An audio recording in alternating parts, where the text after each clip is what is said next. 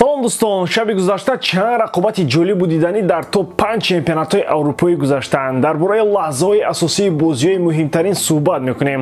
Чун ҳар вақта пеш аз ҳама дар мавриди бозиҳои муҳимтарини Англия ва баъдан кишварҳои дигар гап мезанем. Дастгирӯҳои худро кам накунед лайк мондан ба ин видео хоҳиши ҳамешагии мо аст. Ғайр аз ин, фикру андешаҳои худро навишта ба комментарияҳои ҳамдигар лайк монед, чунки алгоритми YouTube барои паҳн кардани видео ҳамин тавр кор мекунад.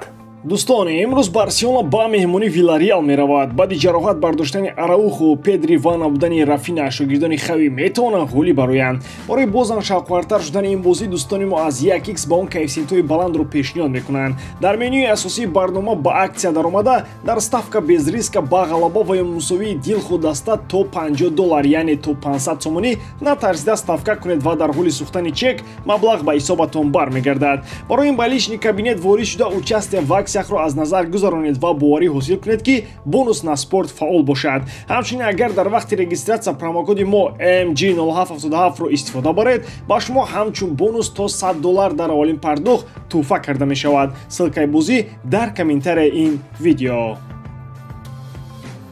аввалтар аз ҳама дар бораи як камбеки бисёр олӣ ёдовар мешавем. Ноттингем Форест дар оғози рақобат 2 гол зада оҳиста-оҳиста ба ғалабаи худ боварӣ кардани буд. Аммо МЮ барои он дастаи бузург аст ки дар баъзе мавридҳо аз чунин ҳолат худро раҳо карда метавонад. Ин рақобат яке аз он бозиҳое буд ки МЮ замони Фергюсонро ба хотир овард. Ҳатто 5 дақиқаи аввал нагузашта буд ки ҳисоб 2-0 ба нафи Форест буд. Тенхак пас аз ин рақобат ишора кард ки бо тамоми эҳтиром ба Ноттингем мо голҳоро ба онҳо тӯҳфа кардем. баъди ин голҳо камбеки МЮ оғоз шуд. Эриксен ва Каземиро ҳисобро баробар карданд. Бруно Фернандеш дар тамоми рафти бозӣ беҳтарин буд ва дар охир пеналтиро бо гол анҷом дода ғалабаи Манчестер Юнайтедро таъмин кард. ин бори 13-ум аст ки МЮ пас аз ҳисоби 2-0 ба нафи рақиб дар Премер-лигаи Англия ғалаба мекунад. Ягон дастаи дигар ҳатто наздик ба ин натиҷа нест. бозии дигар бо иштироки дастаҳои Фулхем ва Арсенал баргузор шуд. аз мавсими гузашта ису голҳои зуд ба дарвозаи Арсенал ба лаҳзаҳои гуворо табдил ёфтанд. ин рақобат ҳам аз зумраи чунин бозиҳо буд. Саравал Фулхем аз иштибоҳи шогирдони Артета истифода кард. онҷо Саравал, Букайо Сака ва баъдан дарвозабон хато карданд. метавон ин хаторо ба ин ду нафар тақсим карда 70-30 гуфт. баъдан Арсенал ҳам ба камбек оғоз кард. тӯбчиёни Лондон ҳисобро 2-1 карданд ва ба ғалабаи худ боварӣ доштанд. аммо Фулхем ба ин зид буд. дар натиҷа ҳисоб 2-2 баробар шуд. аз ин рақобат бояд Эди Никетияро қайд кунем. пештар коршиносоне ки ба Арсенал таваҷҷӯҳ доранд мегуфтанд ки Артета бояд Тросардро ба майдон орад. ҳамин тавр ҳам шуд. Тросард дар ҳайати асосӣ ба майдон омад, вале бозиаш заиф буд. Никетия бошад як имконияти доштаи худро истифода карда собит намуд ки ҷояш ҳайати асосӣ аст. Арсенал ду холашро аз даст дод. бо чунин имтиёз аз дастдиҳӣ бо Манчестер Сити барои қаҳрамонӣ мубориза бурдан хеле мушкил аст.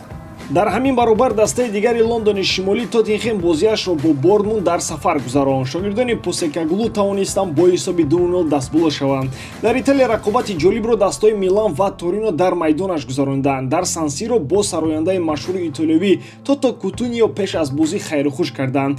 бозӣ ба пуррагӣ таҳти назорати миланиҳо гузашт. алахусус голи якуми Милан хеле олӣ буд. паси Лофтус-Чик ба Пулишич хеле зебо сурат гирифт. бозингари амрикоӣ имконияташро 100% истифода намуд. баъдан ба саҳна Оливер Жиру баромада дубл кард. ду бозӣ 3 гол ва 36 сол. Жиру дар Милан таърих месозад. Рома бо ҳамаи бозингарони наваш бояд барои чоргонаи Лигаи Чемпионӣ мубориза барад. бо он бозие ки дастааш шаби гузашта дар Верона гузарон ба ин бовар кардан душвор аст. Верона шогирдони Жозеро бо ҳисоби 2-1 шикаст дод. дастаи Интер Майами бо Лео Месси ғалабаҳои худро идома медиҳад. ин навбат онҳо дар бозии чемпионати Амрико бар Нью-Йорк Ред Буллс дастболо шуданд. Месси боз гол зад. Саравал Гомес ҳисобро 1-0 намуду Месси тавонист натиҷаро 2-0 намояд. баъд аз хетрики Роналдо аз Месси ҳам ягон гапу чапро интизор будам, вале ӯ чун ҳар вақта танҳо ба бозии худ ва дастааш таваҷҷӯҳ дошт. дар Бундеслига дастаи Боруссия Дормунд бо Бохум бозӣ карда натавонист дастболо шавад. Дормундиҳо бозиро мусовӣ 1-1 анҷом доданд. дар Фаронса ПСЖ дастаи Лансро бо ҳисоби 3-1 шикаст дод. Асенсио аввалтар аз ҳама дар ин рақобат аз худ дарак дода ҳисобро кушод. пас он Килиан Мбаппе аввалин дубли худро дар мавсим кард. ягона голи Гивалаги танҳо шармшикан буду халос. арабистони саудия акнун тамоми диққати худро ба тарафи Салоҳ равон мекунад. арабҳо бо дилху роҳ мехоҳанд Муҳаммад Салоҳро ба кишвари худ ва ба чемпионати худ баранд. аз ин мамлакати арабӣ омода ҳастанд ки дилху маблағро ба Ливерпул ва ба худи Салоҳ пардохт кунанд. дар ин масъала фигураи асосӣ дастаи Ал-Иттиҳод мебошад. ин тим ки аллаки Бензима ва Нголо Кантеро ба сафи худ овардааст, мехоҳад боз як ситораи дигари тобонро ба ҳайат ҷалб намояд. мусалмон будани Салоҳ иштиёқи дастаи Ал-Иттиҳодро барои ҷалб кардани ин футболбоз бештар месозад.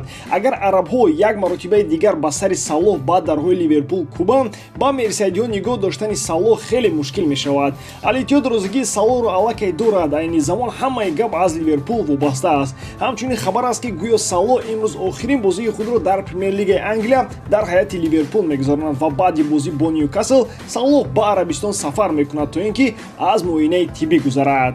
клуби саудӣ 90 миллион евроро барои харид кардани Салоҳ омода кардааст. агар онҳо бозингари мисриро харида тавонанд, ин рекорди чемпионати Арабистони Саудӣ аз ҷиҳати маблағи сарфшуда барои як трансфер хоҳад буд.